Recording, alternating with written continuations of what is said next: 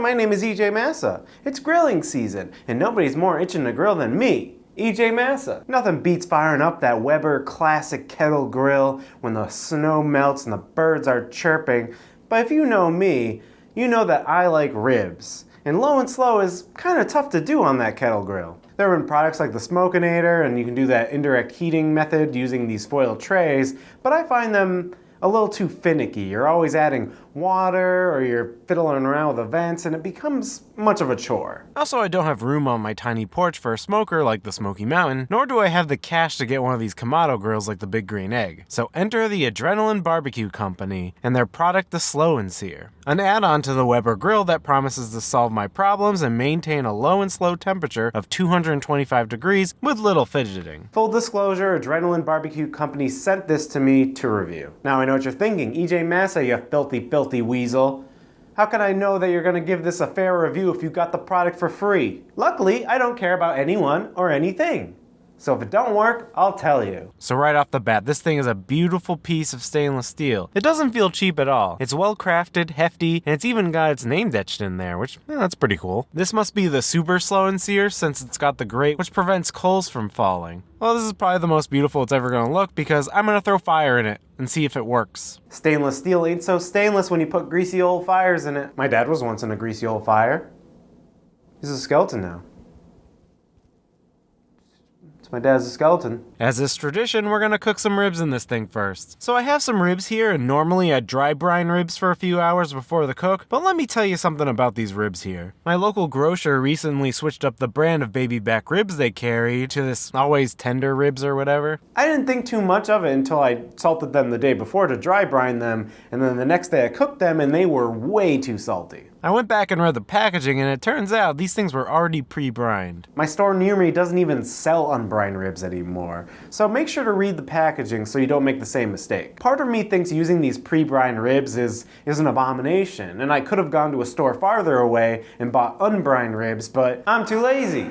Make sure to peel off the membrane in the back and oh, that's satisfying. So since these are already brined, I'm going to use the Memphis dust recipe from AmazingRibs.com, which doesn't have any salt in it. Now to prepare the Slow and Sear, I'll place a starter cube thing in the very corner. I'm using these organic starters called tumbleweed fire starters. Seems better than using those chemical ones, I think, maybe. Then I piled 12 charcoal bricks around it. I'm using Kingsford Original. Generally, even without the Slow and Sear, I like using briquettes just because they are more consistent to control than lump charcoal. Lump charcoal might have a slightly better flavor, leave less ash, and burn hotter, but I'd sacrifice those things for consistency and control. Anyways, leave those briquettes to heat up for about 15 minutes, or until they're well lit. Then we'll add a chimney's worth of briquettes and nestle in a few wood chunks. I'm using hickory today. You don't have to go overboard with the wood chunks since baby back ribs are so thin. After about an hour, they'll pretty much be fully penetrated.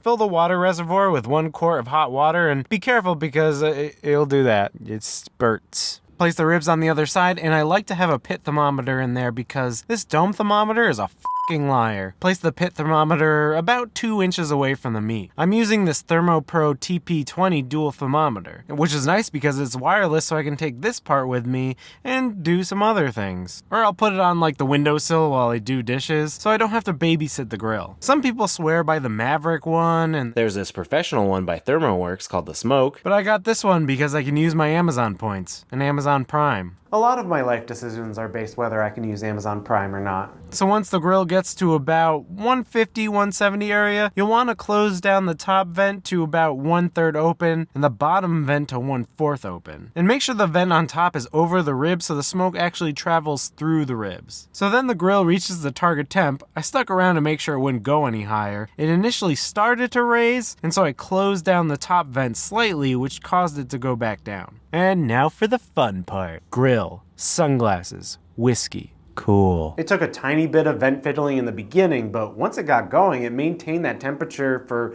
about 2 hours without touching the grill once. It steadily maintained a temperature of around 227 for the most part. Once it got around 3 hours, the temperature started to drop, so I opened up the vents. Then at 4 hours, I did a bend test where you grab the rib about 1/3 of the way up and, well, bend it. If it cracks like that, you're done here. So time to sauce it. I applied some Sweet Baby Ray to both sides. The sauce is the boss. And I put it back in the grill for another 30 minutes or so. And then we're done, and since people like to actually see me eat these things on camera, here's a shot of that. They were nice and pink and smoky inside. Something you definitely can't get with the Instant Pot, I can tell you that much. I will say that after the 4-hour mark, the temperature started to drop, so I would have had to add more charcoal for a cook longer than 4 hours. So for much longer cooks, like 8-hour cooks, I'd have to experiment and get back to you. So that was the slow part of the slow and sear, and it passed with flying colors. Way better than I expected. But what about the sear part? Well, there's nothing more appropriate to sear than a ribeye steak, if you ask me. I'm going to try the reverse sear technique. To start off, I have 2 grass-fed ribeye steaks. Grass-fed is important. Because in my arbitrary moral code, it's okay to slaughter and eat cows, but it's not okay to feed them corn.